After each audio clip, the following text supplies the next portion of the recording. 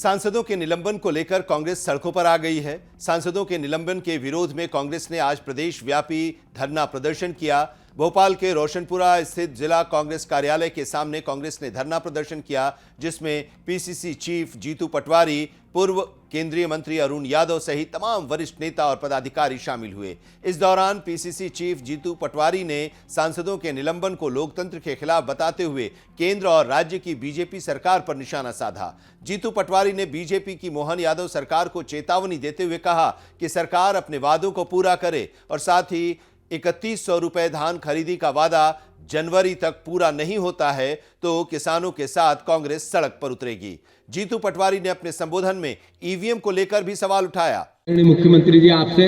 जो पिछला घोषणा पत्र था आपका, वो 30-35% से ज्यादा पूरा ही नहीं हुआ। आपको जाना इस दिशा में था, आप चले गए उस दिशा में। जब पिछला इतिहास आपका ऐसा है, आपके पूर्व मुख्यमंत्री जिन्होंने 18,000 घोषणाएं जो आज भी अधूरी है, और ये कोई भाषण की बात नहीं है, आरोप की बात नहीं है, विधानसभा के प्रश्न के उत्तर की बात है, तो आपकी बात का कैसे भरोसा किया जाए। मैं मीडिया के माध्यम से फिर मुख्यमंत्री जी से अनुरोध करना चाहता हूं कि आपने जो वादे और विचार शिवराज सिंह जी ने देश की जनता को, प्रदेश की जनता को बताए, हमारे बहनों से 3,000 रुपया हर महीने आपके खाते में डालूंगा, लाडली बहना से कैसे कैसे रिश्ते बनाए, लाडली बहना को गले लगाया, उसके आंसू पोंछे, उसके सामने रोए गाए और उसकी भावनाओं से खेले।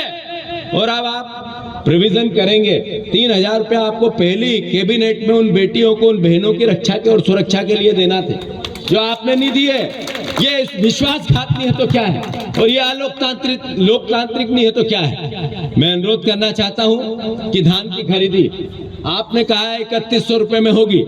आपके भाषण से विधानसभा में किसान के फसल की उपज का दाम उसके खाते में नहीं जाएगा, आपके निर्णय से जाएगा, आपकी कलम से जाएगा। मुख्यमंत्री जी, 3100 रुपए धान की खरीदी अगर आप जनवरी से पहले चालू नहीं करेंगे तो मुझे विश्वास है मेरे कांग्रेस का और किसान परिवार का एक एक कार्यकर्ता सड़क पे आपको दिखेगा। मैं अनुरोध करना चाहता हूं आपको, मुख्यमंत्री जी, आपसे अनुरोध करना चाहता हूं, जहां भी गेहूं के दाम की भी बात आएगी, जब खरीदी और हमारे रजिस्ट्रेशन की भी बात आएगी,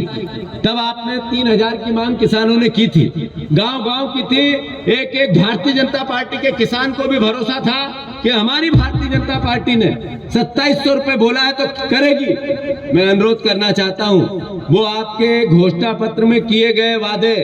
जिसमें आपने किसानों के लिए धान और गेहूं की बात की है, आपने युवाओं की 2 लाख नौकरियों की बात की है, बहनों को 3,000 रुपए खाते में डालने की लाडली बहना के अंतर्गत बात की है, आपने हर घर को एक रोजगार देने की बात की है। आपका रामायण और महाभारत जैसा घोषणा पत्र, उसका इंप्लीमेंट आपने नहीं किया, तो कांग्रेस पार्टी का एक एक युवा साथी, एक एक कार्यकर्ता, एक एक सीनियर हमारा जो परिवार का है, मैं मानता हूं कि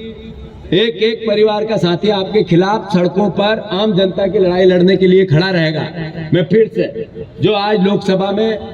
पूरे देश में हर पार्टी, हर राजनीतिक दल, हर नागरिक जिस तरीके से इसका आक्रोश है कि लोकतंत्र की हत्या, नरेंद्र मोदी जी ने कहा था अच्छे दिन आएंगे, नरेंद्र मोदी जी ने कहा था कि मैं एक नया देश बनाऊंगा, एक नया विचार दूंगा। ये लोकतंत्र की हत्या का अच्छे दिन और ये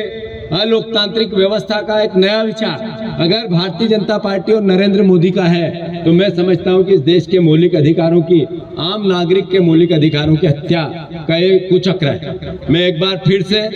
आदरणीय सभी कांग्रेस परिवार के यहाँ उपस्थित साथियों को साधुवाद और आभार देना चाहता हूं, और पूरे प्रदेश के परिवार के साथियों से अनुरोध करना चाहता हूं कि भारतीय जनता पार्टी का जो चरित्र है वो बांटने वाला चरित्र है, वो भाई में भाई, परिवार में परिवार और हर नागरिक में भेद करके, टकराव करके राजनीतिक सत्ता पाने का है। हम सब जागे, हम सब, चूंकि अभी चुनाव हुए हैं, हम हारे हैं, हमें पता है कि हमें लोकतंत्र में जो आपने मैंडेट दिया वो सर माथे पे है, पर मैं ये अनुरोध करना चाहता हूं कि आपके मैंडेट हमें विपक्ष में अपना काम करने का मिला है, हम उसकी पूरी ताकत से, एकजुटता से, एक साथ मिलकर हम सब उसकी रक्षा करेंगे। भारत माता की जय, जय कांग्रेस, धन्यवाद।